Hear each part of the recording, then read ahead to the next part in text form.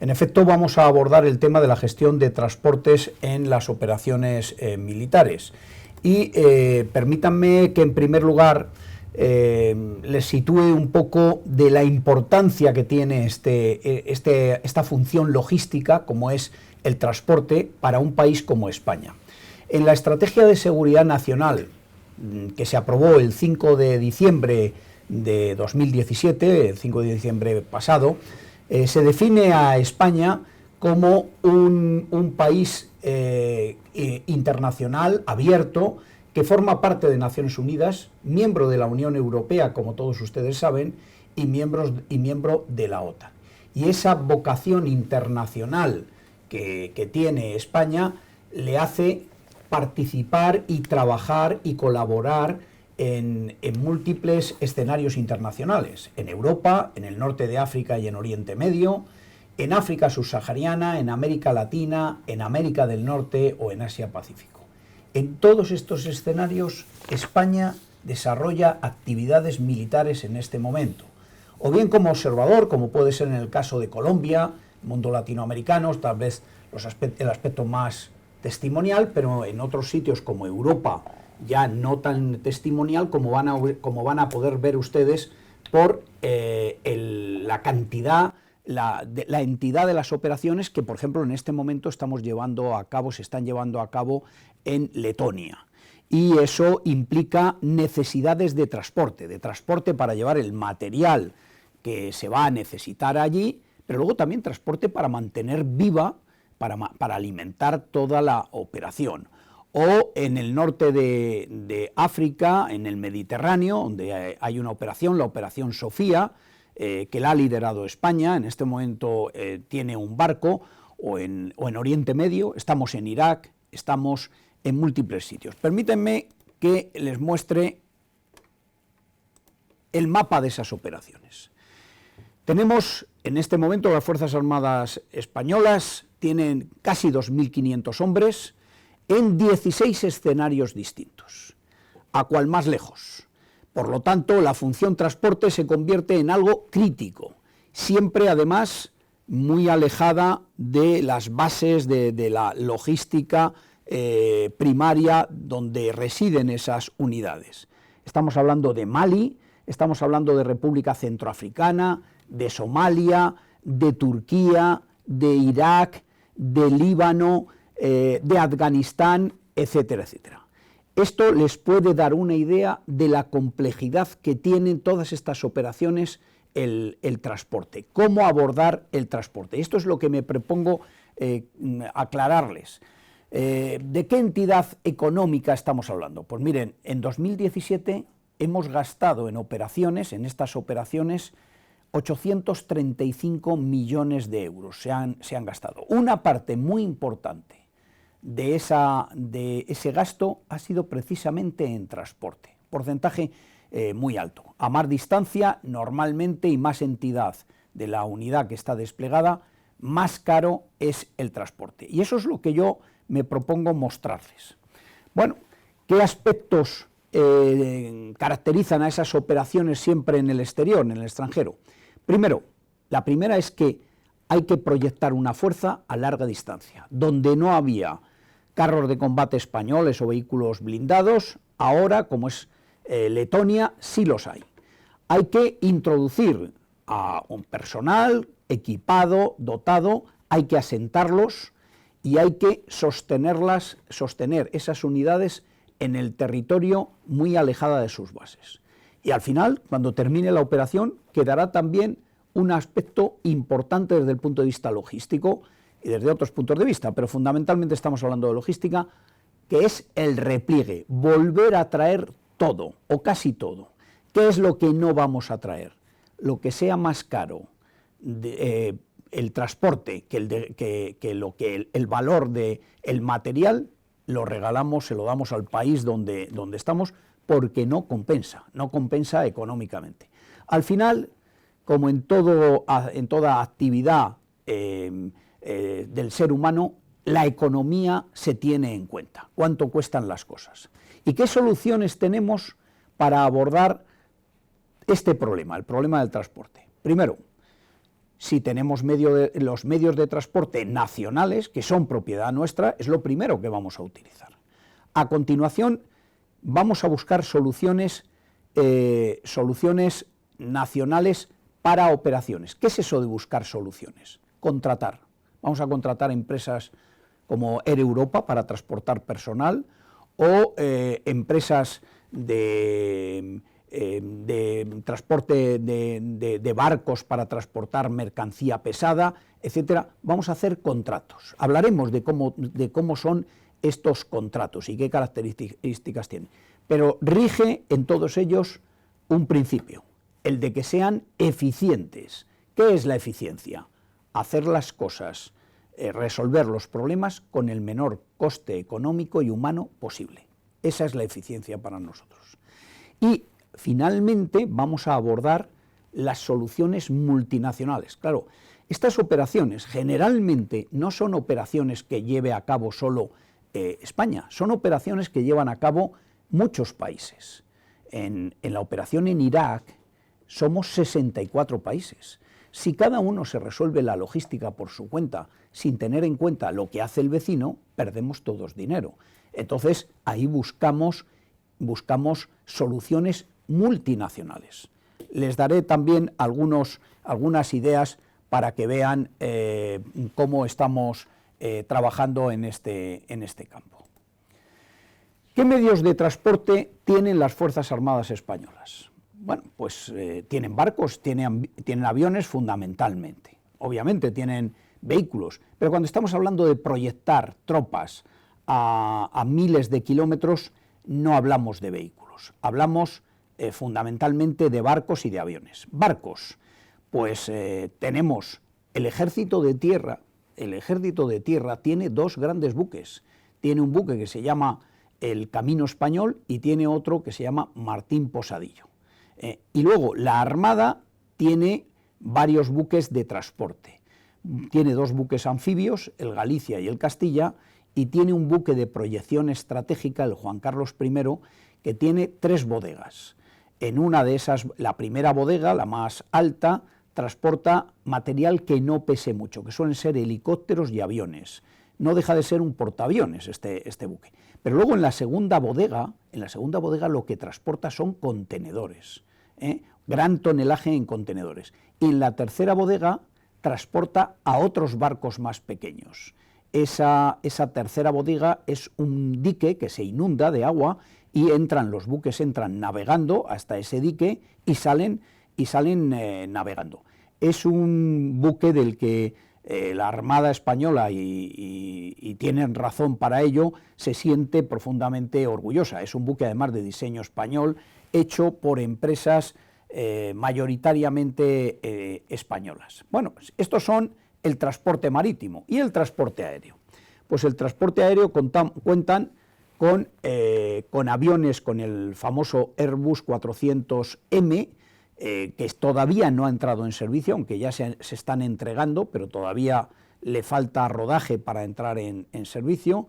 Un Airbus, el 310, que se utiliza, y esto es una forma de aprovechar el material disponible, se usa para todo. Este avión transporta al rey, transporta al presidente de gobierno en las visitas oficiales, y este avión transporta material a las operaciones cuando se necesita.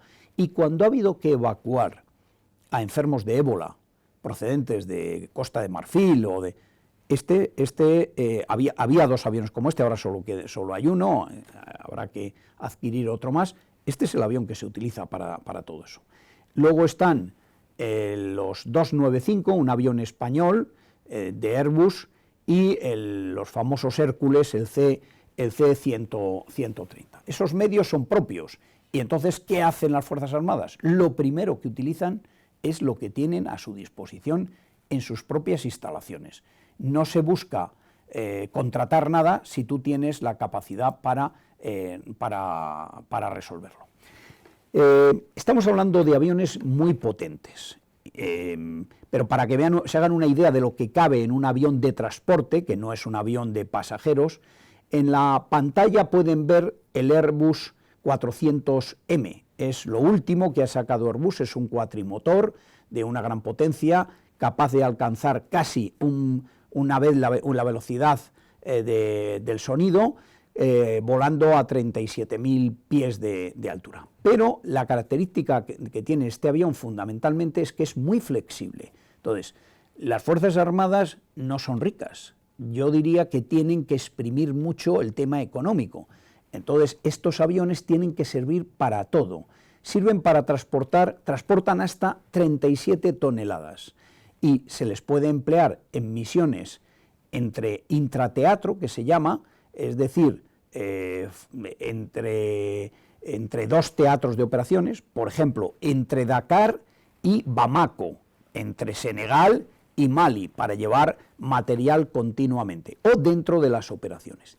Y es un avión que también sirve para reabastecer en vuelo a otros aviones, y a su vez él puede ser reabastecido en vuelo por otros aviones. Versatilidad. Luego, si me preguntaran, ¿la logística militar es la puntera de la logística? Yo diría que hoy no. Yo diría que las grandes empresas como Induico o como Zara, como se llama Grupo Inditex. Inditex, yo diría que su éxito es la logística. Así que yo no presumiría, siendo militar, de la logística militar de hoy. Pero, ¿por qué? Porque el que está manejando más logística es el que más sabe. Pero sí que es verdad que los militares procuran estar a la última en temas de logística. Y miren las características de este avión que les decía. Vamos a ver si... Esto es lo que transporta ese A400M. Puede transportar 2 helicópteros, puede transportar 2 vehículos blindados, 2 excavadoras, para que se hagan una idea, un camión portacontenedores, una grúa. Es un avión relativamente grande. Bueno, yo le catalogaría de avión mediano, yo le catalogaría de avión no excesivamente grande. Y buena prueba es la comparativa. Los aviones más grandes del mundo son rusos, son los Antonov 124, y esos son capaces de llevar 120 toneladas. No hay ningún avión civil que tenga esa capacidad de transporte. Y de hecho, todas las Fuerzas Armadas del mundo, quitando los americanos, contratan Antonov para cubrir las carencias que tiene cada uno. El avión americano que nosotros contratamos habitualmente es de Boeing, es el C-17. Hay uno más grande, que son los famosos Galaxy. Y luego ya sí que está ese avión 400M del que les estaba hablando, o el Hércules, el famoso Hércules que lleva muchos años en servicio, también americano, pero fíjense la diferencia de toneladas de uno a otro. 18 toneladas el Hércules, 37 toneladas el Airbus 400M, 76 toneladas el Boeing y 120 toneladas el Antonov. Esa es la diferencia. Y si miran los anchos de las cabinas de la bodega de los aviones, pues ahí pueden ver perfectamente las grandes diferencias que hay de un avión a otro. Pero permítanme que vayamos un poquito deprisa, y con esto solucionamos el problema de transporte, teniendo 3.000 hombres fuera, pero con una dotación de material pesado, complejo de transportar. Pues no. Por de pronto, el personal, los relevos, que son cada 6 meses o cada 4 meses, es un contrato con Air Europa, a través de dos aviones, que son el Airbus 330 o un Boeing 737, que ahí ven, uno tiene, el Airbus puede transportar 260 personas y el otro 167 personas, o transformar parte de la bodega en transporte para carga. Son aviones muy versátiles. Esto hay unos contratos con Air Europa y fijan una serie de vuelos prácticamente a todas las zonas de operaciones. Es Europa el que transporta. Y en el día a día, ¿cómo se transporta material allí? Pues porque el material no se repatria cada vez que una unidad vuelve a los 6 meses. El material se queda. Lo que cambia es el personal. El transporte de material, las necesidades del día a día, se hacen todas por contrato. Y como aquí lo que se hace es contratar un avión ruso, que es un Ilyushin 76, también un avión de gran capacidad de carga, o un Antonov 124, un Antonov 12, y las cosas pequeñas, la paquetería, se hace todo a través de, o por correos, o a través de una empresa que en este caso es DSV. Y las cosas de mayor calado se hace por contenedores, pero lo que se contrata es el transporte de un contenedor, no se elige, no se coge un barco completo. Estamos hablando de completar pedidos, de llevar material de repuesto. Cuando hay que transportar una unidad completa, entonces hay que contratar el número de barcos que sea necesario. Y el transporte multinacional, así que ya hemos visto qué material tenemos para transporte nacional, lo que tenemos como propio, que es lo primero que vamos a usar. Lo que nos falte lo vamos a contratar o bien dentro de la nación, dentro de España, como es Air Europa, DSV, etcétera, o contratamos cuando en España no hay, porque no hay ni en España ni en toda Europa aviones de gran tonelaje de transporte, entonces no nos queda más remedio que contratarlo con los rusos o con los americanos, los Antonov o el C-17 de Boeing. Decía, hay otra posibilidad. ¿Cuál es la otra posibilidad? La otra posibilidad es hacerlo mediante organizaciones internacionales que previamente se han puesto de acuerdo para que salga más barato y para saber gestionar todo ese transporte. Y también tener herramientas que luego nos van a facilitar el saber si yo dispongo de un avión. Son herramientas informáticas todas que me permite saber qué aviones hay disponibles de una nación o de otra, etcétera, etcétera. Las organizaciones internacionales que hoy día se han puesto de acuerdo o se han creado para hacer transportes multinacionales son el Movimiento de Coordinación Centroeuropeo, que no tiene aviones propios. Lo que hace es contratar a su vez aviones en primer lugar de los países miembros. Ahora vamos a ver quiénes son los países miembros. Y digamos que hay unos precios estandarizados para evitar que nadie pueda aprovechar la coyuntura de ahora que todo el mundo necesita transporte, ahora yo subo los precios. Ahí hay unos acuerdos para que no ocurra eso. Después está el sistema SALIS. El sistema SALIS es de Estados Unidos. Entonces, Estados Unidos, que tiene unos buenos medios de transporte, pone a disposición de los demás, como clientes, y pagando sus aviones. Y ese sistema SALIS es el que, por ejemplo, está empleando España y la mayor parte de los países europeos que han comprado el Airbus 400M, pero que todavía no lo tienen en funcionamiento porque el avión hay que aprender a manejarlo bien, hay que tener la garantía de que su comportamiento es adecuado y no es que cuando te lo entreguen ya empieces a hacer uso de él. Hay que entrenar a los pilotos, etcétera, etcétera. Bueno, pues mientras no entren en funcionamiento, que previsiblemente va a ser a final de este año, España, por ejemplo, contrata con Estados Unidos a través del sistema SALIS. Luego está un sistema, la OTAN tiene también un sistema de capacidades aéreas estratégicas también para transportar grandes cargas. Los europeos, ningún país europeo tiene grandes aviones de transporte, lo que llamamos transporte estratégico. Así que todo el mundo intenta llegar a acuerdos con aquellos que tienen aviones para que, llegado el caso, aquello no resulte excesivamente caro.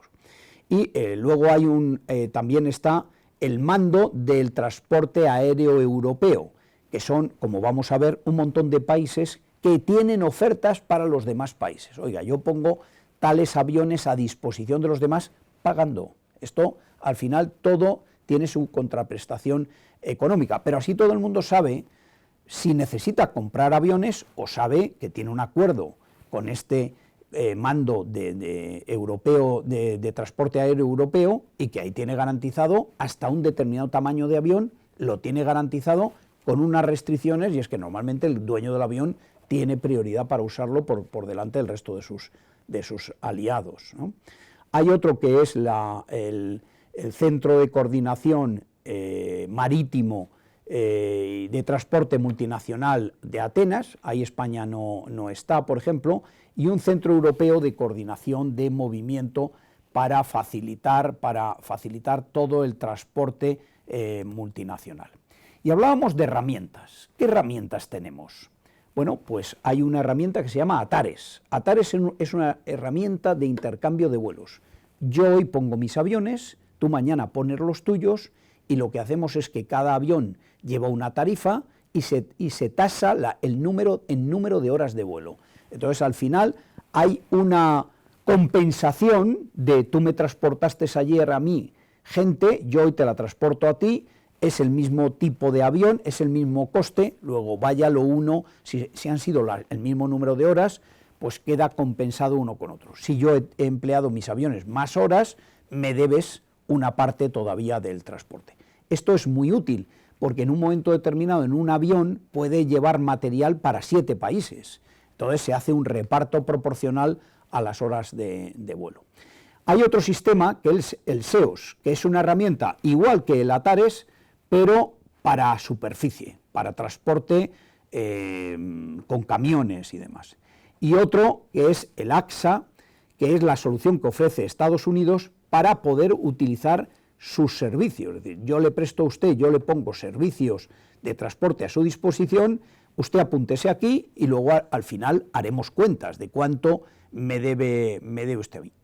Todo esto funciona mediante acuerdos, y eso hace que sea relativamente cómodo y que todo el mundo sepa si en una situación determinada va a poder contar con transporte y de qué tipo y hasta dónde puede contar con ese transporte. ¿Cuáles son esas soluciones multinacionales? La primera que habíamos visto era el Centro Europeo de Coordinación de Movimientos. A esta organización, forman parte de esta organización 27 naciones, ahí las pueden ver. Desde Alemania están puestas por orden alfabético más o menos. Alemania, Bélgica, etcétera, etcétera. Luxemburgo, Estonia y Finlandia no están puestas por orden alfabético porque no están todavía, van a firmar ahora, por eso aparecen al final. ¿Y qué hace esta organización? Coordina y trata de optimizar el transporte de mercancía, y el AAR es el Air Refueling, el reabastecimiento de combustible en vuelo. Así que, y ahí hay que compensar dos cosas: el tiempo de vuelo del avión, pero hay que compensar también, oye, que te he cargado combustible, me debes combustible. Así que, y todo esto se hace, como ven, mediante un sistema de compensaciones entre ellos. Esta unidad o este mando se prepara para proporcionar apoyo de coordinación a las operaciones tanto de la Unión Europea, de la OTAN como de la ONU, de forma que todo el mundo le dice a este mando europeo: voy a necesitar traer tantos litros de combustible, se lo dice también los otros países que están en la operación, y él se encarga de traer combustible para todo el mundo, y se reparten luego los costes de ese transporte, después de hacer las compensaciones. Se prepara también este mando para proporcionar servicios de coordinación a terceros siempre que lo proponga uno de los 27 países miembros. Es decir, ¿esto puede dar servicio a un tercero que no forma parte de este club? Sí, si lo propone uno de los 27. Y siempre, repito, al final el tema económico siempre aparece. Al final hay que hacer cuentas y hay que pagar. Como ven, este Centro Europeo de Coordinación de Movimientos es tanto para transporte aéreo como marítimo como terrestre. Hablábamos antes del SALIS, del sistema SALIS.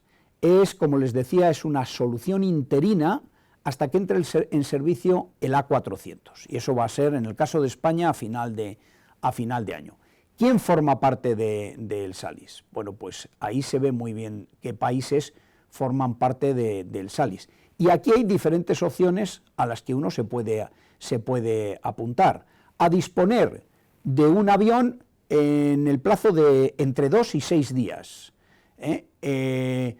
y durante un tiempo máximo de 21 días. a disponer de un Antonov en 3 días, o de un Volga Deep en 4 días. Son tiempos mínimos, no puede reclamar más rapidez. Y ahí vemos lo que uno tiene asegurado. Lo que uno tiene asegurado es 2 aviones en 72 horas, otros 2 más en 6 días y otros 2 más en 9 días. Con lo cual ya sabe con qué riesgos está corriendo cuando va a tener que suministrar lo que sea, combustible, armamento, munición, repuestos, etcétera, si con lo que cuenta es con este sistema. ¿Dónde está España? Y voy a ir acelerando para dar unas pinceladas de realismo. ¿Dónde está España y esto es muy fácil de gestionar o no? Bueno, pues vamos a Europa, vamos a empezar por Europa. Como Rusia está apretando mucho, pues la OTAN ha decidido desplegar un batallón en Estonia, otro batallón en Letonia, otro en Lituania y otro en Polonia.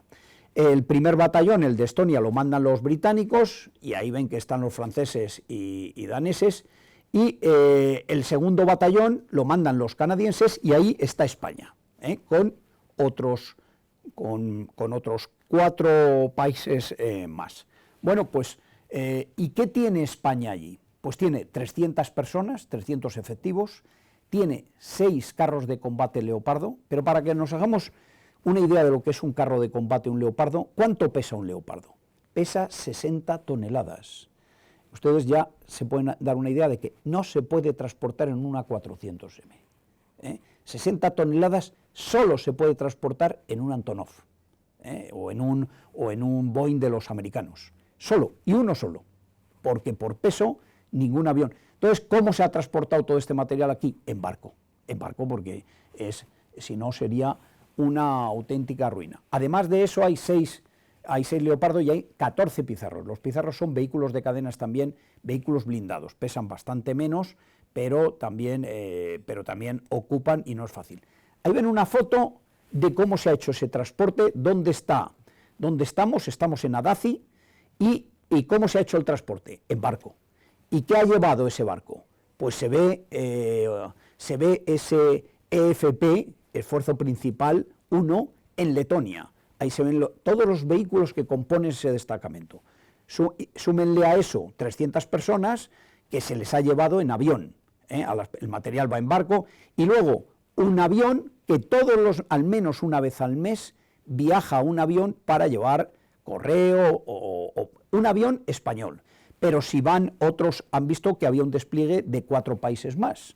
Si algún otro país va a llevar material y tú quieres meter algo en su carga, pues hay que hablar con él y a través de esos movimientos centros de coordinación de movimiento en Europa, te meten la carga en sus propios aviones. Si es poquita cosa no te cobrarán, y si es ya una cantidad de una cierta entidad, tendréis que luego liquidar económicamente el transporte. Por el mismo procedimiento tenemos en Beirut, en Líbano, al sur del Líbano, tenemos 400 y pico hombres. Pues lo mismo, el material solo se lleva una vez, material pesado, pero luego todos los meses va un avión y cuando se necesita se contrata un contenedor o 2 o 3 para que lleve el material hasta Beirut, y desde Beirut se lleva a la base Cervantes, que está al sur del Líbano, en un pueblo que se llama Marjayún. Voy terminando. Otro sitio muy distante, la operación Atalanta, que está en Somalia, y concretamente, y también en Djibouti. Pues ahí hay también un barco, esa raya amarilla representa el barco, raya blanca, y la raya roja es un avión. Los barcos se reservan para material pesado, los aviones viajan sistemáticamente al menos una vez al mes para llevar de todo, desde material, repuestos, a veces hasta comida, etcétera, etcétera, etcétera. Fíjense si es importante la logística, y termino porque veo que el tiempo se nos come. Ustedes han visto, esto que tienen en pantalla es Siria, es la guerra de Siria, y les he marcado en un círculo dos instalaciones muy valiosas, las dos de carácter logístico, que son la base naval de Tartus, la única base naval logística que tiene Rusia a su disposición por una cesión de uso de Siria, y esa base naval no tiene aeropuerto. Y ya han visto que todo lo que está lejos de donde nos movemos necesita dos transportes, marítimo y aéreo. Pues esta base naval no tiene aeropuerto, necesita un aeropuerto cercano. ¿Cuál es el aeropuerto más cercano? El de la base aérea de Maimín, en Latakia. Así que cuando los rusos vieron cómo estaba a punto de caer Alepo, que dejaba el camino expedito para que el Daesh, el Estado Islámico, conquistara Latakia y asfixiar logísticamente a la base de Tartus, los rusos decidieron, con el beneplácito del régimen de Bashar al-Assad, intervenir en la guerra. Intervinieron el 30 de septiembre de 2015. Y si son capaces de ver, espero que sí, los puntos verdes es el despliegue de tropas rusas. Y observen que están haciendo un arco en torno a la base naval y a la base aérea. Bueno, los rusos han dado la vuelta a la guerra, han logrado prácticamente derrotar, eso ha favorecido la derrota del Daesh, y a cambio, ¿qué les han dado? Un premio logístico. Les han dado la soberanía de la base de Tartus por 49 años y la autorización de uso de la base de Meimín durante otros 49 años. Pero la base de Tartus era una base pequeñita, no podía atracar allí ningún buque grande. Hoy la base de Tartus es, si esto cambia, vamos a ver si cambia, aquí. Hoy es una base que va a tener dentro de poco capacidad para 11 grandes buques, incluido de propulsión nuclear. Y a la derecha pueden ver el aeropuerto de Latakia, esa base de Maimín con sistemas de defensa antiaérea. Y soberanía no la concede nadie en ningún país a un país extranjero. Soberanía significa que los rusos podrán hacer en la base durante los próximos 49 años lo que quieran sin preguntarle a las autoridades sirias. Por conseguir y por mantener una base logística, los rusos no han dudado en hacer una guerra, en intervenir en una guerra. Fíjense si es importante, la logística. Y termino ya con esta diapositiva, que no sé por qué yo no la veo, pero quería agradecerles y quedo ya a su disposición para que me hagan preguntas y concretar concretar lo que estimen oportunos. Déjame, tenía por ahí, sí, muchas gracias. Las preguntas. Sí. Bueno, Miguel Ángel, muchas gracias, la verdad, por la visión tan completa y actual del panorama logístico militar. Yo siempre digo que los grandes avances de la logística, aunque efectivamente, como ha comentado Miguel Ángel, hoy por hoy son grandes conglomerados empresariales los que lideran la logística, no cabe duda que la logística militar pues ha hecho un aporte tremendamente importante en los grandes hitos de la logística, ¿no? Si os parece, tenéis a vuestra disposición el chat para cualquier cuestión, aprovechando toda la experiencia de Miguel Ángel, y si queréis, mientras vais escribiendo ahí alguna que hemos recibido a través del chat y que Miguel Ángel estaremos encantados. Sí. Pues yo paso a la primera pregunta que nos han mandado ya. Dice, ¿cómo se puede implementar la utilización de drones en la logística empresarial? Bueno, en logística, en el ámbito militar se están utilizando los drones ya. Es una de las capacidades estrella que hay ahora en el ámbito militar. Sin embargo, todavía no estamos en condiciones de utilizar en el ámbito empresarial los drones para, a pesar de lo que se ha dicho de Amazon y demás, porque sí, el regular el espacio aéreo es fundamental, porque si no es un caos y es peligroso. Lo que sí que se puede utilizar y se está utilizando ya es en espacios aéreos controlados, ahí cada uno puede coger el dron y puede utilizarlo para transportar lo que quiera. Y ahí ya esto no es futuro, esto ya es una realidad. Claro, en los conflictos, los que están en el conflicto tienen controlado su espacio aéreo. Por lo tanto, ahí sí que utilizan el dron a su entera, con toda libertad, sin peligro de que un dron caiga encima de un taxi que va por la calle. En cambio, en la mayor parte de los países todavía no están regulados los drones. En España empiezan a estar controlados. No se puede volar drones por encima de poblaciones. Eso, yo creo que eso es importante, sobre todo por lo que comentaba de todas las noticias que muchas veces llegan. Entonces, ¿no? Hoy, ahora, una empresa que esté en el campo, que tenga grandes instalaciones, puede usar perfectamente el dron para transportar material o para tomar imágenes o para lo que sea. Desde luego, ya los drones lo que sí que se están utilizando con autorización es para fotografiar, para tomar imágenes de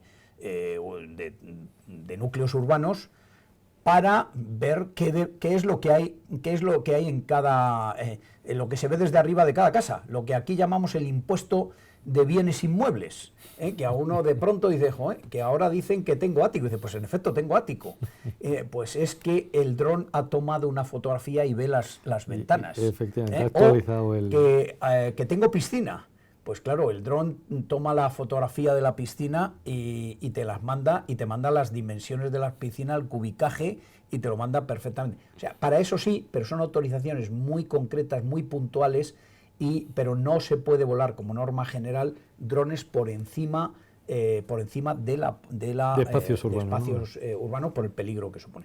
Pero todo llegará y se utilizará. Hay una segunda pregunta, dice, ¿cuál es la mejor estrategia en logística militar? A ver, la estrategia que les gustaría a todos los militares es que todos los medios que utilizan fueran propios, que nada dependiera ni de contratos, ni tuviera carácter multinacional. Pero eso es imposible, porque no es económicamente posible, ni rentable, ni eficiente. Entonces, la mejor logística militar es la que está ya muy ensayada, muy entrenada, y es la que lleva ya funcionando al menos un año. Esa es la mejor, y está funcionando. Nosotros hemos tenido y tenemos tropas en Afganistán. Eso son miles de kilómetros de distancia. Hemos hecho experimentos logísticos de todo tipo. ¿Cuál es la mejor? ¿Con cuál nos hemos quedado al final? Con la que funciona, la que menos problemas te da.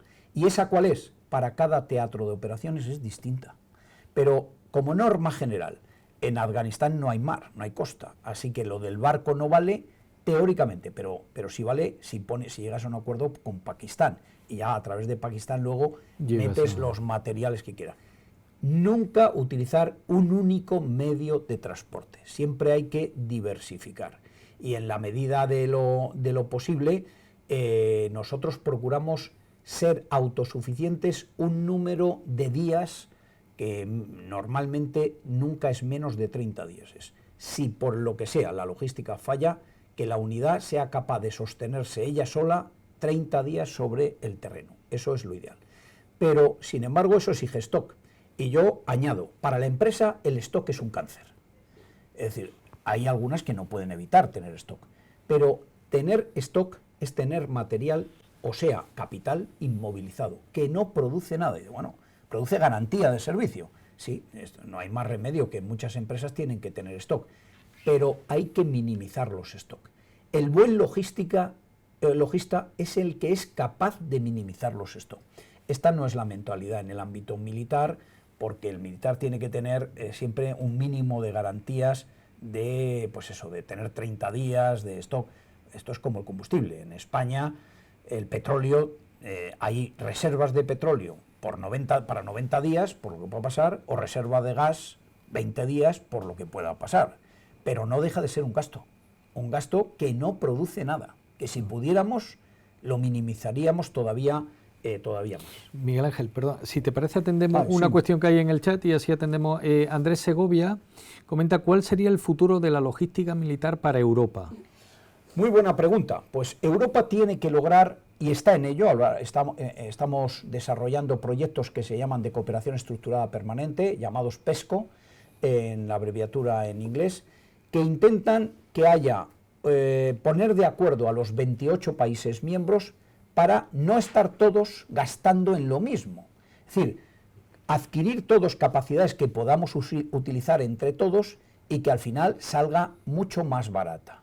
Este es el futuro de la logística militar. Cuanto más rápido seamos capaces de llegar a esa situación, mejor. Y desde luego lo contraproducente sería que cada uno comprara sus propios aviones para reabastecimiento en vuelo, su propio avión de transporte pesado, tipo Antonov o tipo Galaxy, porque eso no hay país europeo que sea capaz de aguantarlo económicamente, y porque esos aviones no se utilizan continuamente. Entonces es mejor comprar entre todos y utilizarlos y luego facturar al que ha facturado, al que ha consumido, ha hecho consumo. ¿De acuerdo? Muy bien. ¿Había más preguntas? No sí, sé si... sí, nos quedan escasos 2 minutos, por lo que si hay alguna cuestión más a través del chat. Sí, pues hay otra más. Dice, ¿de qué forma puede la gestión logística militar entrar en el mundo civil? Bueno, la logística militar y la logística civil están en una permanente comunicación. En la guerra, cuando hay conflictos, la que avanza mucho es la logística militar y rápidamente surgen los modelos de desarrollo, de investigación operativa, que le dan una enorme potencial a la logística militar, y eso automáticamente es absorbido por la logística civil. Mi opinión personal, que he trabajado en las dos campos, en el civil y en el militar, es que en este momento quien más ha avanzado es la logística civil. También es más sencilla la logística civil, pero ahora entonces el que aprovecha ese desarrollo, por ejemplo el del etiquetado, todo el tema de las RFIs, etcétera, pues es el campo militar, el ámbito militar copia al ámbito civil. Antes era al revés, pero ahora pero hay una sinergia permanente, de aprovechamiento de un lado y de otro.